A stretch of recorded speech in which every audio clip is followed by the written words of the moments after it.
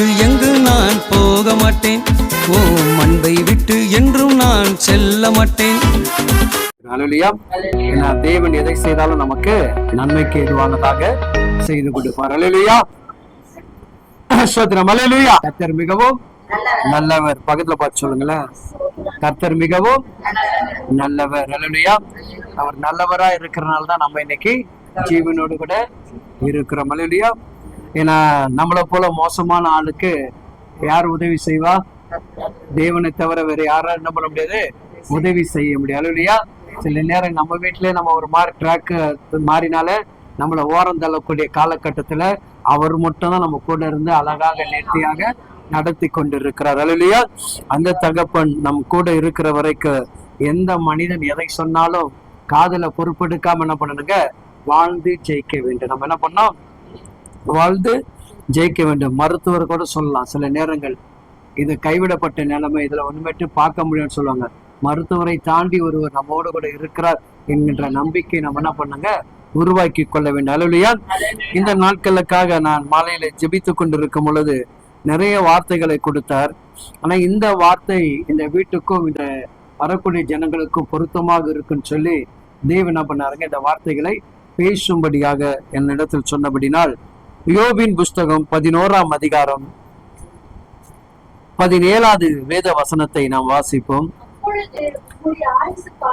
அப்பொழுது உம்முடைய ஆயுசு காலம் பட்ட பகலை பார்க்கிலும் பிரகாசமாக இருக்கும், இருள் அடைந்த நீ விடிய காலத்தை போல இருப்பாய். உற்சாகமா இருக்காரு.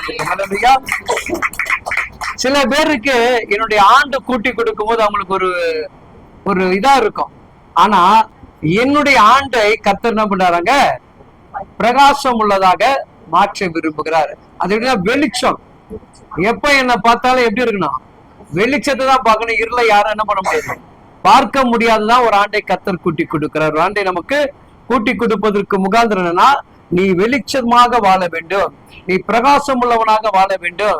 ஒருவேளை கடந்த ஒரு வருடம் இருண்டு போன வாழ்க்கையை வாழ்ந்திருக்கலாம். ஆனா இந்த ஆண்டு முழுவதும் நீ எப்படி வாழ போற, மன மகிழ்ச்சியாக பிரகாசம் உள்ளதாக வெளிச்சத்துக்குரிய மகனாக நீ காணப்பட போகிறாய் என்று கர்த்தர் சொல்லுகிறார். அதுல பாத்தீங்கன்னா அது அழகா சொல்லுது பாருங்க, இருள் அடைந்த நீ விடிய காலத்தை போல. அம்மே நல்லடியா. ஒருவேளை நம்முடைய வாழ்க்கை இருண்டு போன அந்த வாழ்க்கையை இன்றைக்கு ஆவினர் சொல்லுகிறார், நீங்க எப்படி இருப்பீங்களாங்க, வெளிச்சம் கொடுக்கக்கூடிய கிருபை உள்ள வாழ்க்கையாக இருக்கும். அல்லேலூயா. ஏன்னா இந்த யோபுடைய வாழ்க்கை அப்படிதான், யோபுடைய வாழ்க்கை அப்படிதான். அல்லேலூயா. யோபுடைய வாழ்க்கை இருண்டு போன ஒரு வாழ்க்கை தான். செழித்து இருந்த மனுஷன், ஆசீர்வாதமாக இருந்த மனுஷன். ஆனா அவனுடைய வாழ்க்கையில என்னச்சுங்க, ஒரு இருள் வந்து அவன் என்ன பண்ணிச்சு, மூடி மறைத்து கொண்டது. அல்லேலூயா. அந்த இருள் யாருகிட்ட இருந்து வருதுன்னா, தேவனிடத்துல இருந்து அந்த இருள் அவனுக்குள் கடந்து வருகிறது. அல்லேலூயா. ஆனா அந்த இருளை அவன் பார்க்கவில்லை, என்னை சுற்றி ஒரு வெளிச்சம் இருக்கிறது என்கின்ற நம்பிக்கையை உருவாக்கி கொண்டான். ஒரு நம்பிக்கையை உருவாக்கி கொண்டான். என் அன்பான தேவ பிள்ளைகளே, வாழ்க்கையில நீங்கள் முதலாவது ஒரு காரியத்தை நீங்கள் புரிந்து கொள்ள வேண்டும். என் வாழ்க்கை எப்பொழுதும் இருண்டு போன வாழ்க்கை அல்ல, என்னை வெளிச்சத்துக்கு அழைத்து கொண்டு செல்லக்கூடிய ஒரு இயேசு சுவாமி என் கூட இருக்கிறார் என்கின்ற ஒரு நம்பிக்கை ஒவ்வொரு தெய்வ பிள்ளைகள் என்ன பண்ணுங்க, நீங்கள் உருவாக்கி கொள்ள வேண்டும். அல்லேலூயா. ஏன்னா இந்த யோபுடைய வாழ்க்கை பாத்தீங்கன்னா மறுபிறப்பு. யோபுடைய வாழ்க்கை என்னங்க, மறுபிறப்பு. அல்லேலூயா. மரணத்தை தாண்டினவன், மரணத்தை முத்தமிட்டு எப்படி ஆண்டவராக இயேசு கிறிஸ்து மரித்து உயிர் தெழுந்தார். ஆனா உயிரோடவே மரணத்தை சந்தித்தவன். உயிரோடவே சொல்லுவாங்களே, நான் என்ன பண்றேன், உயிர் மட்டும் தான் இருக்குது பிரதர், நான் இப்போ செத்த பணம் போல வாழ்ந்து கொண்டு இருக்கிற, செத்த பணம் போல. நிறைய சகோதரிகிட்ட கேட்டா சொல்லுவாங்க, இந்த காரியத்தை தான் சொல்லுவாங்க இல்லையா. ஏன்னா அவங்களுடைய வாழ்க்கை அந்த மாதிரி ஒரு வாழ்க்கை என்னங்க, எப்போ சொல்ல, சகோதரர்களை காட்டிலும் தேவன் உங்களை தான் விசேஷமாக கனமாக மகிமையாக வைத்திருக்கிறார். அந்த மகத்துவத்தை தான் நம்மளால என்ன பண்ண முடியலங்க, யாராலையும் புரிந்து கொள்ள முடியல. அல்லேலூயா. அதான் பைபிள் சொல்லுது பாருங்க. ஒரு வசனத்தை சொன்னா உங்களுக்கு புரிய நினைக்கிறேன். நீதிமொழிகள் 19ஆம் அதிகாரம் 14வது வசனம் சொல்லுது பாருங்க, வீடும் ஆஸ்தியும் பிதாக்கள் வைக்கிற சுதந்திரம், புத்தி உள்ள மனைவியோ கர்த்தர் அருளுகிற ஈவு. யார் அருளுகிற ஈவு? நீங்களாம் எப்படிப்பட்டவங்க, நீங்களாம் யாரு? கர்த்தர் அருளின ஈவு. நீங்களாம் யாரு? அததான் நீங்க புரிஞ்சுக்கிறீங்களா? யாருங்க? அல்லையா? அந்த கர்த்தர் அல்ல ஈவு கிட்டதான் சண்டை வரும். கர்த்தர் அல்ல ஈவு கிட்டதான் என்ன வரும்? சண்டை வரும். ஏன்னா பிசாசு என்ன பண்ணும்? உன்னை குணசாலின்னு சொல்ல விட மாட்டான், நீ நல்ல சமைச்சுன்னு சொல்ல விட மாட்டான், நீ நல்ல குணசாலின்னு சொல்ல விட மாட்டான், உன்னை போல அன்பு காட்டுறவங்க யாரும் இல்லைன்னு சொல்ல மாட்டான். எதையாவது ஒண்ணு என்ன பண்ணுவான்? குறை சொல்லிக்கிட்டே இருப்பான். ஆனா நீ என்ன நினைக்கிற? நான் யாரு? கர்த்தருடைய அருள்னா ஈவு அல்லையா? ஏன்னா அவர்கிட்ட இருந்து நீங்கள் தயவும் கிருபையோ பெற்று இருக்கிறீங்க. அதனாலதான் சொல்லுவேன், நீங்கள் எப்பொழுதும் மிகவும் கனத்துக்குரியவர்கள். எப்பொழுது நீங்கள் மிகவும் கனத்துக்குரியவர்கள் இல்லையா? அப்ப என் வாழ்க்கையை நான் முதல்ல தெரிஞ்சு கொள்ளக்கூடிய ரகசியம்னா, என் வாழ்க்கை இருண்டு போன வாழ்க்கை அல்ல. என் வாழ்க்கை இருண்டு போன வாழ்க்கை அல்ல இல்லையா? ஏன்னா 10 மாசம் ஒரு இருளுக்குள்ள இருந்தா நம்ம வெளியே வந்திருக்கிறோம். 10 மாசம் எதுக்குள்ள இருந்தோம்? இருளுக்குள்ளதான் இருந்தோம். வெளிச்சத்தை பார்க்க முடியாது, எந்த ஒரு இதுவும் நமக்கு தெரியாது. அடைக்கப்பட்ட வாசலை போல கர்ப்பத்தின்குள் இருந்த நம்மை கர்த்தர் வெளிச்சத்துக்கு கொண்டு வந்த அந்த நாளிலிருந்து நம்ம மரண நாள் வரைக்கும் எப்படி இருக்குதுங்க? நம்மளை வெளிச்சமாக கர்த்தர் கொண்டு போகிறார் இல்லையா? அப்ப இந்த இருளை குறித்து நீங்க என்ன பண்ணக்கூடாதுங்க? வாழ்க்கையில பயப்படக்கூடாது. அதுக்குதான் இந்த யோபு சொல்ற ஒரே ஒரு காரியம், எனக்கு ரொம்ப நாள் அவனை தியானிச்சுக்கிட்டே இருக்கும்போது ஒரு வார்த்தை அந்த யோபு குறித்து சொல்லும் போது அது மிகவும் வித்தியாசமாக இருக்குது. இப்படி ஒரு தேவ மனுஷன் இருப்பானா? அவன் சொல்லுவான் பாருங்க, யோபுன் புஸ்தகம் 6ஆம் அதிகாரத்துல 3-4 இவ்விதமாக சொல்லுகிறது.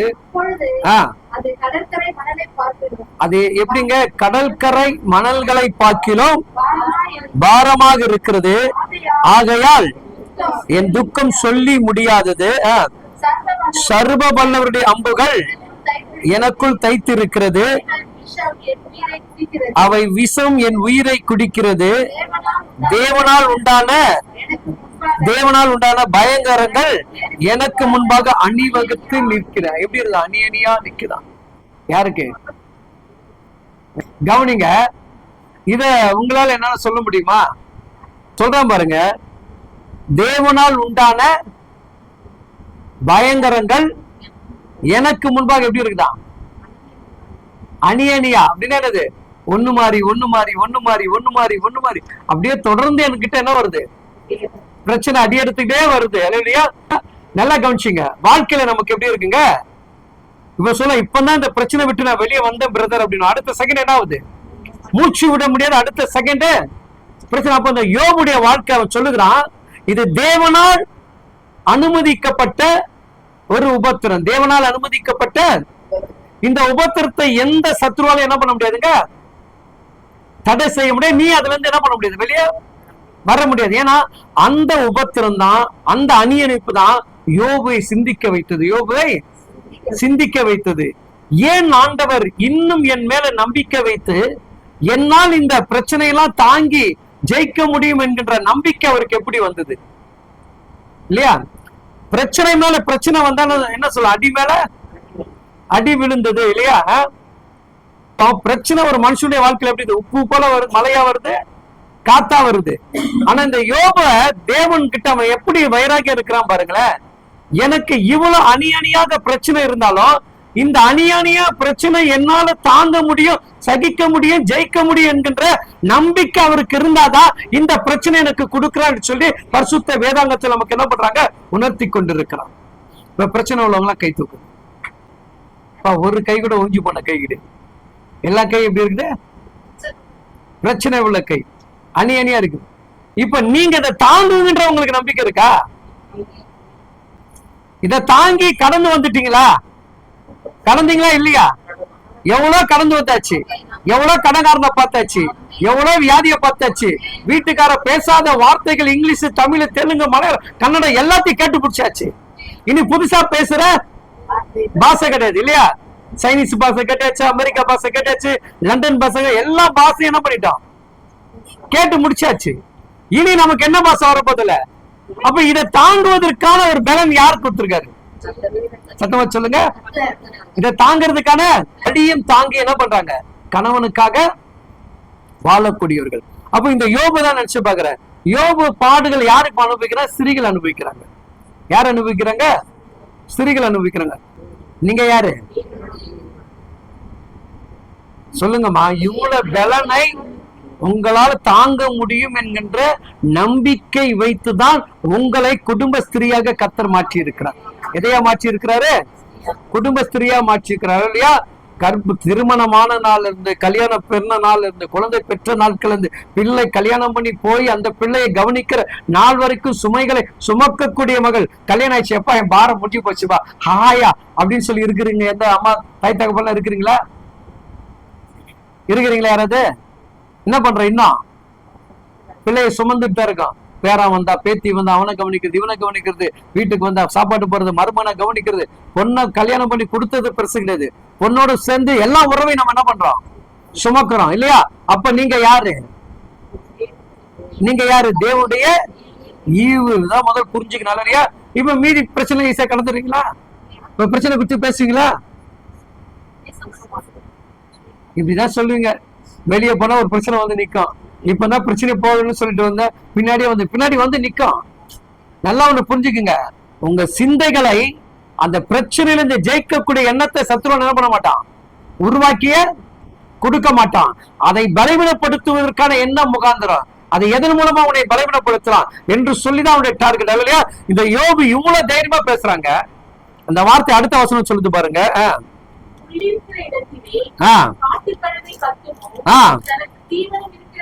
தனக்கு தீவனம் இருக்கிற இடத்துல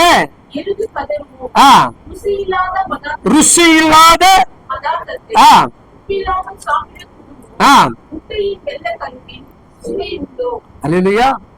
எவ்வளவு அழகா அது பாருங்க. ருசியும் கிடையாது, எதுவும் இல்லாம என் வாழ்க்கை இருக்குது. அப்ப யோபை நம்ம நினைச்சு பார்க்கணும். யாரை நினைச்சு பார்க்கணுங்க? யோபை மட்டும் நினைச்சு பார்க்கணும். அதுக்கு முன்னாடி யோபு பாத்தீங்கன்னா ஒரு விசேஷமான காரியத்தை சொல்லுவான். 5ஆம் அதிகாரத்துல 17வது வசனம் சொல்லுவான் பாருங்க. தேவன் தண்டிக்கிற மனுஷன் பாக்கியவான். என்ன சொல்றாங்க? அப்ப உணர்வு பூர்வமா யார உணர்ந்து இருக்கிறாங்க? தேவனை உணர்வு பூர்வமா என்ன பண்றான்? என்ன ஆண்டவர் ஏதோ ஒரு சிச்சை பண்றாருன்னா, ஏதோ ஒரு பாடு கொடுக்கிறாருன்னா, அவர் என் மேல வைத்திருக்கிற நம்பிக்கை. உங்க வீட்டுக்காரர் கூட உங்க மேல நம்பிக்கை வச்சிருக்க மாட்டாரு. உங்க பிள்ளை கூட உங்க மேல நம்பிக்கை வச்சிருக்காது. உங்க மனைவி கூட என்ன பண்ணிருக்க மாட்டாங்க? கணவர் மீது நம்பிக்கை வச்சிருக்க மாட்டாங்க. ஆனா அதை தாண்டி உங்க மேல ஒருத்தர் நம்பிக்கை வச்சிருக்கிறார். அல்லேலூயா. உன்னால சகிக்க முடியும், உன்னால வாழ முடியும், உன்னால ஜெயிக்க முடியும். இதை குறிச்சு கவலைப்படாத, இந்த பிரச்சனை குறித்து சிந்திக்காத, இந்த போராட்டத்தை குறித்து சிந்திக்காத சொல்லிட்டு அடுத்து சொல்ற பாருங்க. அவரே காயப்படுத்தி காயை கட்டுகிறார், அவரே அடித்து அவருடைய கை இல்லையா? அப்ப என்ன சொல்றான்? இந்த புண்ணு நோயோ இந்த சரீரமோ கர்த்தரால் வந்தது. அதே கர்த்தர் என்ன பண்ணுவார் சொல்லுங்க? இந்த பிரச்சனை யாரால வந்தது? கர்த்தரால் வந்தது. இதே பிரச்சனை யாரு விடுதலை கொடுக்க போறார்? ஆண்டவராக இயேசு கிறிஸ்துவுக்கு விடுதலை கொடுக்க போறார். அந்த சிந்தை ஒவ்வொரு தெய்வ பிள்ளைகளுக்கும் வளர்த்துக்கணும். எப்போ சொல்ல, நிறைய பிள்ளைங்கள், நம்ம வாலிப பிள்ளைங்கள் தடுமாற்றமா போயிட்டு இருக்கோம். ஆனா பிள்ளைகிட்ட வாக்குவாதம் பண்ணி சண்டை போட்டுட்டு இருக்காத, உன் காலை கீழே விழுந்துரும். அல்லேலூயா. என்னை அறிய வைத்தவர், என்னை உணர வைத்தவர், என்னை தெரிய வைத்தவர், என்னை போல என் பிள்ளையும் மால மாற்ற முடியும் என்கின்ற அந்த ஜெபம் தான் நீங்க போனுமே கண்டி. பிள்ளைகிட்ட போயிட்டு என்ன பண்ணக்கூடாதுங்க? நீ கோவப்படுத்தி சண்டை போட அந்த பிள்ளை இன்னும் அதிகமான தவறுக்குள்ள போய் என்ன பண்றோம்? விழுந்து விடும். அல்லேலூயா. ஆண்டவருடைய கண்டிப்பு வேற, நம்முடைய கண்டிப்பு வேற. ஊழியக்கார் சொல்லுகிறது வேற, நீ சொல்லுகிறது வேற. ஊழியக்கார் சொல்லனா தேவ பயத்தோடு சொல்லும் போது அவளுக்கு ஒரு பயம் வரும். ஆனா நீ சொல்லும் போது தாய் உன்னை ஏமாத்திடும். அதனால நீ செய்ய வேண்டிய ஒரே ஒரு காரியம் ஜெபம் தான். தேவ சமூகத்துல போய் என்ன பண்ணணும்? உங்களை தாழ்த்தி ஜெபிக்கணும். நானும் ஒரு காலத்துல அடங்காதவனாக இருந்தேன், கீழ்ப்படியாது. நம்ம எல்லாரும் அப்படிதான். நம்ம யாரும் யோகியம் கிடையாது, பர்ஃபெக்ட் கிடையாது. நமக்குள்ள 1000 குறைபாடுகள் இருந்தது. அதை ஒன்னொன்னா கர்த்தர் என்ன பண்ணாருங்க? அவருக்கு ஏற்றபடி கலைந்து போட்டுக்கிட்டே வந்தார். அல்லேலூயா. அன்னைக்கு இருந்த குணத்தை எவ்வளவு ஃபில்டர் பண்ணி என்ன பண்ணிருக்கிறாரு? இன்னைக்கு கொஞ்சம் மனுஷனாக நம்மளை இந்த உலகத்துல நடமாட வைத்திருக்கிறார். அப்ப என்னையே நடமாட வச்சா என் கர்ப்பத்துக்கு பிறந்திருக்கிற கனிகளை எந்த அளவுக்கு கர்த்தர் நடத்துவார்? அந்த விசுவாசம் தான் வரணும். அந்த நம்பிக்கையில தான் நான் என்ன பண்ணுங்க? வைராகியமா ஜெபிக்கணும். ஆனா இந்த யோபு சொல்லுகிறான், என் வாழ்க்கை இருள் கிடையாது, ஆனா அவனுடைய வாழ்க்கை இருள். ஆனா அந்த இருளுக்குள்ள அவன் சொல்றான் வெளிச்சம். ஏன்னா அதுவே ஒரு என்ன, தேவனுடைய அன்பை விட்டு அவனை வழி விலகுவதற்கான ஒரு சூழ்நிலை ஏற்படும். அல்லேலூயா. கணவரை குறித்து எந்த ஒரு குறைபாடு இருக்கும் போதோ, யார் இருக்கும் போது என்ன பண்ணாதீங்க? பேசுறதை தவிர்த்து ஊழியர்கிட்ட சொல்லுங்க, அதுக்கப்புறம் தேவன்கிட்ட போய் சொல்லுங்க. 2 இடத்துல கர்த்தர் போட்ட பெட்டிஷனுக்கு எங்கேயாவது ஒரு இடத்துல கர்த்தர் பதில் கொடுப்பார். கொடுக்காம தேவன் இருக்க மாட்டார். நான் சொல்லிட்டு ஒரே ஒரு ரகசியத்தை மட்டும் சொல்ல பாருங்க. அந்த 5ஆம் அதிகாரத்துல பாருங்க, இப்படியே சொல்லிட்டு வராங்க. 19 வாசிங்க, 20 வாசிங்க.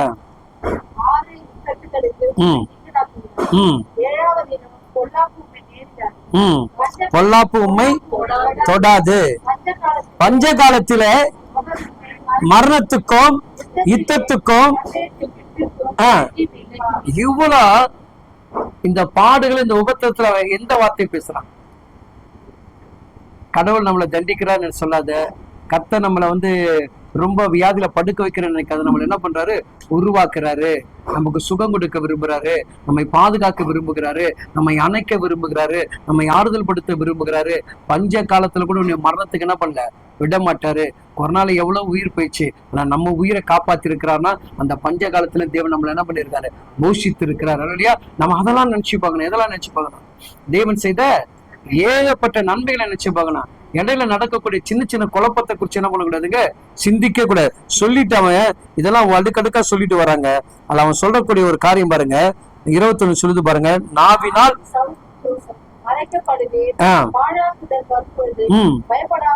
இருப்பீர்கள்.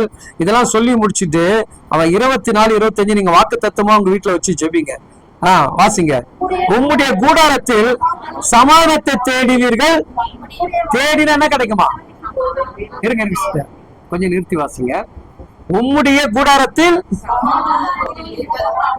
யார் கூடாரத்துல? சத்தமா சொல்லுங்க.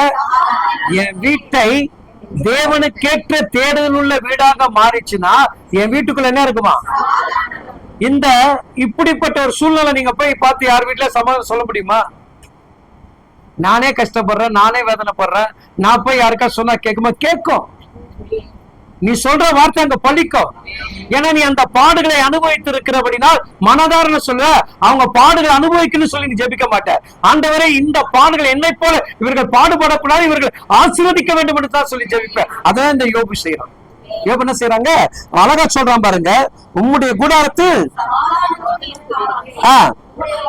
வாசஸ்தலத்தை விசாரிக்கும் போது குறைவே. நல்லா ஒரு கரந்தட்டி கத்திருக்க. நம்ம வீடு எது இருக்காதான்?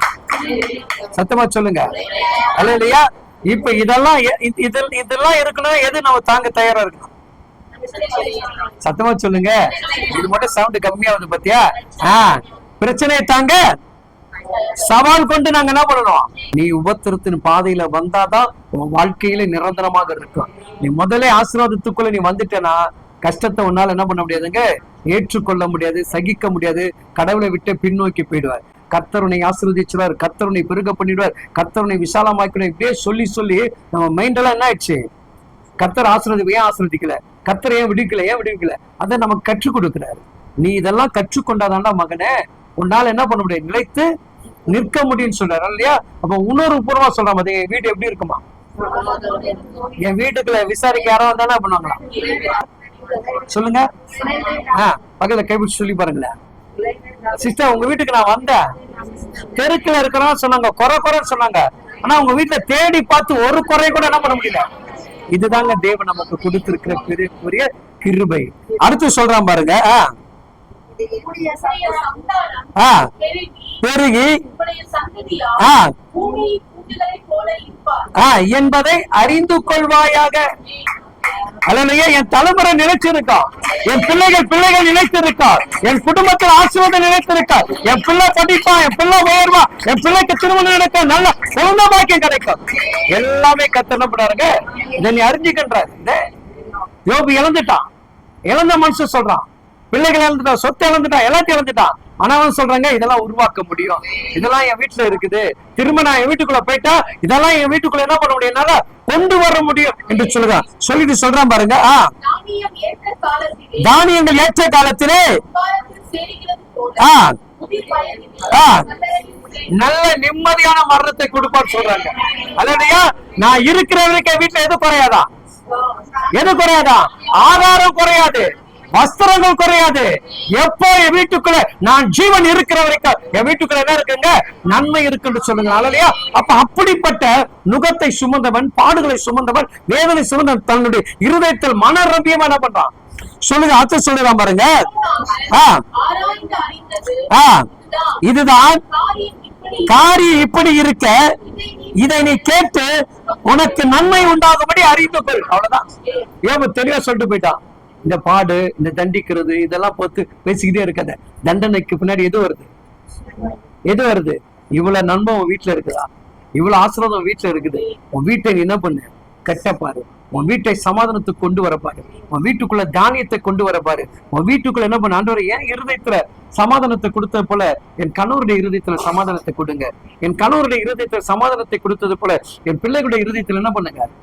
வெச்சமா என்ன பண்ணணும்? நீங்க சமாதானமா இருக்கிறீங்களா? சமாதானமா இருப்போம். சமாதானமா இனிமேல் தான் என்ன பண்ணோம்? இருக்க முயற்சி எடுப்போம். இல்லையா? முதல் உனக்குள் சமாதானம் வந்தாதான் ஆண்டவர் அதான் சொன்னார். நீ சொல்லக்கூடிய சமாதானம் அந்த வீட்டுல தங்கினா என்ன சொன்னாரு? ஒரு வீட்டுக்கு போய் சமாதானத்தின் வாழ்த்துக்களை கூறு. அந்த சமாதானத்துக்கேற்ற அந்த வீடாக இருந்தா நீ சொல்லக்கூடிய சமாதானம் அந்த வீட்டுக்குள்ள தங்கும். அப்ப என் வீட்டை நான் என்ன பண்ணணும்? முதல்ல என் வீட்டுக்குள்ள எது வரணும்? சமாதானத்தின் தேவன் வந்து என் வீட்டை என்ன பண்ணுங்க? ஆளுகை செய்த வார்த்தை இல்லையா? அப்ப தேவனுடைய வார்த்தைகளை நம்ம நல்லா ஆராய்ந்து பார்த்துட்டுனா, நம்ம காதுகள் கவனமா கேட்க ஆரம்பிச்சுட்டுனா, இதுதான் ஆண்டவர் சொல்லியிருக்காரு. இப்படியா பைபிள்ல வந்து உபத்திரத்தின் பத்தியில தான் எல்லாரையும் ஆசீர்வதிச்சிருக்காரு. எடுத்தோன்னே யாரும் என்ன பண்ணல? 3 நாள் தேவனுடைய வார்த்தை கேட்டு வெயில் இரவு பகலு குளிர் காயாம உட்கார்ந்து இருந்தவங்களுக்கு தான் கர்த்தர் அற்புதத்தை செஞ்சார். சும்மா வந்தோன்னே இந்த ஆகாரம் குடிச்சிட்டு போடா அப்படின்னு ஆண்டவர் என்ன பண்ணல? கொடுக்கல. அங்க காத்து வீசிருக்கலாம், இல்ல வெயில் உஷ்ணங்கள் அடிச்சிருக்கலாம், உடம்பு சரியில்லாம வந்திருக்கலாம். எல்லாத்தையும் மீறி இவன் கூட இருக்கிறானா? என் பக்கத்திலேயே இருக்கிறானா? இருந்தா இவனுக்கு என்ன கிடைக்கும்? நிரந்தரமான ஆகாரம் கிடைக்கும். இவ்வளவுதான் கர்த்தர் நம்மளை சோதிக்கிறது. சரிங்களா? அதனால நம்ம வாழ்க்கை என்ன கிடையாது? இருள் கிடையாது. நீங்க யாரு? நீங்க யாருங்க? கர்த்தருடைய ஈவு. இப்ப கவனிச்சு, நம்ம பைபிள்ல ஒரு வசனம் இருக்கு. இது எல்லாம் கர்த்தருடைய ஈவு. இது எல்லாமே கர்த்தருடைய ஈவு. இல்லையா? நாங்க கூட சில நேரத்துல ஏதாவது ஒரு நன்மை நினைச்சுன்னா, இது தேவனுடைய ஈவு, இது எங்களால உண்டானதல்ல. அப்ப நீங்க யாரு? இது உங்களால உண்டானதல்ல, தேவனால் உண்டானது. உங்க வாழ்க்கை தேவன் கொடுத்த ஈவு. உங்க பிள்ளை தேவன் கொடுத்த ஈவு. உங்க குடும்பம் தேவன் கொடுத்த ஈவு. இத சொல்லி நீங்க ஜெபிச்சு பாருங்க, ஜெயிப்பீங்க.